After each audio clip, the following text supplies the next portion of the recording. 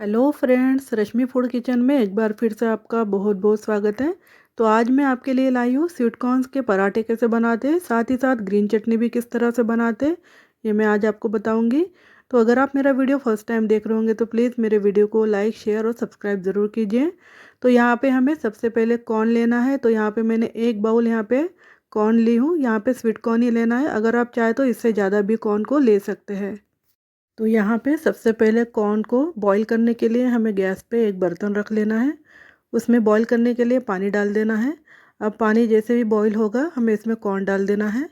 तो यहाँ पे जब तक कॉर्न बॉईल होते हैं तब तक हम यहाँ पे आटा गूँथने का काम करेंगे। तो यहाँ पे एक बाउल मैंने आटा ली हूँ, 2-3 लोगों के हिसाब से मैंने एक बाउल ही आटा ली हूँ, अगर आप चाहें तो इससे ज़्यादा भी ले सकते हैं। अब हमें उसमें नमक डाल देना है और अजवाइन एक एक चम्मच डाल के आटे को मिक्स करके अच्छे से यहाँ पे थोड़ा थोड़ा पानी डाल के हमें आटे को यहाँ पे अच्छे से गूंथ लेना है। तो यहाँ पे हमारा आटा गूंथ के रेडी हो चुका है। अब इस पे हमें एक ढक्कन ढककर 5-10 मिनट के लिए इसको साइड में रख देना है ताकि ये और भी अच्छे से सॉफ्ट हो जाए। इसके बाद हमने जो यहाँ पे बॉईल करने रखा था कॉर्न को, वो अच्छे से यहाँ पे बॉईल हो चुके हैं। तो यहाँ पे बॉईल करने के लिए कम से कम 5 या 10 मिनट लगते हैं। तब हमें एक झारे से या फिर आपके यहाँ कोई नेट या छन्नी होगी उसमें उसका पूरा पानी निकाल लेना है। तो यहाँ पे कॉर्न आप देख सकते हैं अच्छे से पानी निकलने के बाद इसको हमें ठंडा कर लेना है यहाँ पे। तो यहाँ पे कॉर्न ठंडा होने के बाद हमें मिक्सी के जार में इसको पीस लेना है। उसमें 3 से 4 लहसुन की कलियाँ, 2 हरी मिर्च, 1 चम्मच जीरा डाल देना है। हरी मिर्च आप कम ज़्यादा कर सकते हैं। अब हमें इसको मिक्सी में अच्छे से बारीक पीस लेना है और एक पॉट में हमें इसको निकाल लेना है। तो यहाँ पे हमारा कॉर्न का पेस्ट रेडी हो चुका है। अब हमें इसमें थोड़े से मसाले इसमें ऐड कर लेना है। तो मसालों में इसमें हमें 1 चम्मच यहाँ पे हल्दी डाल देना है, 1 चम्मच मिर्ची पाउडर डालना है और नमक स्वाद के अनुसार डाल देना है।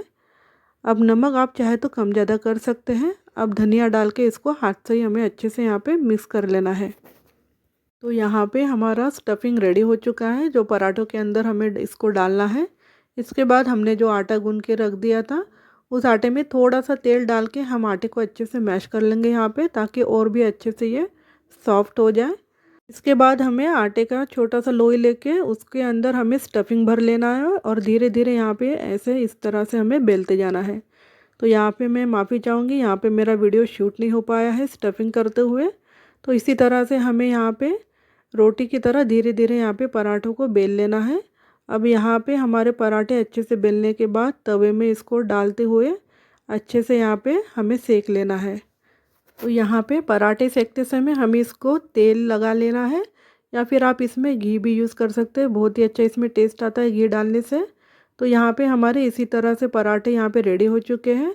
तो आप देख सकते हैं इसी तरह से हमें पराठे बनाते जाना है। अब इस पराठों के साथ हमें हरी चटनी भी बनानी है।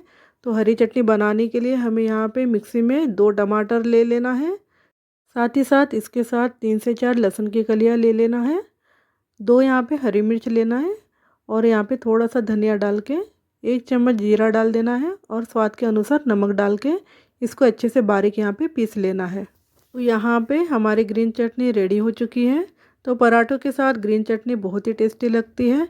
तो बच्चों के टिफ़िन में या ट्रैवलिंग में भी इसको आप सर्व कर सकते हैं। तो आपको मेरा ये वीडियो आज का कैसा लगा आप प्लीज़ कमेंट करके मुझे ज़रूर बताइए और ये रेसिपी बना के भी मुझे बताइए कि कैसे लगी। तो मिलते हैं ऐसे ही नए नए रेसिपी के साथ, तब तक के लिए बाय बाय।